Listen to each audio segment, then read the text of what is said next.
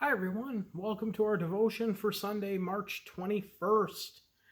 We go into Mark chapter 12 for this here on the fifth Sunday of Lent. Mark 12, verses 28 to 31. One of the scribes came near and heard them disputing with one another. And seeing that Jesus answered them well, he asked him, "Which commandment is the first of all?" Jesus answered, "The first is, 'Hear, O Israel, the Lord our God, the Lord is one. You shall love the Lord your God with all your heart, and with all your soul, and with all your mind, and with all your strength.' The second is this, 'You shall love your neighbor as yourself.'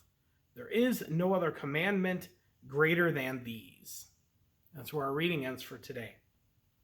So this is all kinds of funny, right? One of the scribes came near and heard Jesus and the other Pharisees talking, arguing, disputing, whatever they were doing, and that Jesus had good answers. And so he decided to challenge Jesus to interpret the Old Testament, what they knew of as the Scriptures, right? Of what is the most important instruction in all of the Old Testament. Right, there are about, the last number I've seen, there are 639 commandments, suggestions, rules, and laws in the Old Testament. Out of 639, which is the most important? And like our devotion talks about, that Jesus didn't just give one, because he's kind of tricksy like that. He gave two. He expanded the boundary of what this person asked for. But the funny thing is that neither of those are part of what we think of when we think of the commandments. Of course, we think of the commandments as the 10 Commandments, right? And that's what we hear argued about all the time. Should we have the commandments posted on courthouses, public buildings, this and that, this and that? But we never hear these two commandments, that we want to post these anywhere, right? You shall love the Lord your God with heart, soul, mind, and strength. This is everything about you. This is everything about who you are. Your desire to do things, your ability to do things, your ability to feel things, your ability to know things.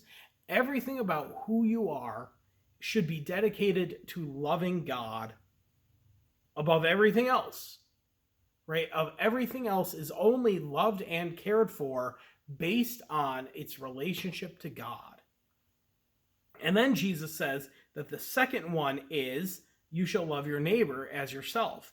And you've heard me say this before many, many times, that these two are actually one commandment, right? They're intricately tied, as our devotion says, right? That they cannot be removed from each other. You cannot love God and not love somebody else. So conversely, right, you love God just as much as the person you love the least. And that always bothers me particularly, because there's a lot of people that I don't really care for, and that always makes me a little nervous.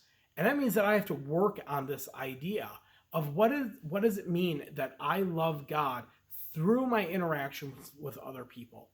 What does it mean that the way I treat other people reveals what I really think and know and love about God? Those things are so much connected, they cannot be removed. I didn't make that up. Jesus did. I only can say what Jesus told. It's all I've got. But I love the little story, and I love how those two are combined and how they challenge me to reframe how I live in this world and how I can live with other people. If I want to love God, and that drives me to love other people more and more. Let's finish with our prayer. Jesus, teach us to love you with all that we are, and hasten our feet to meet and serve our neighbor. Amen. God bless you today.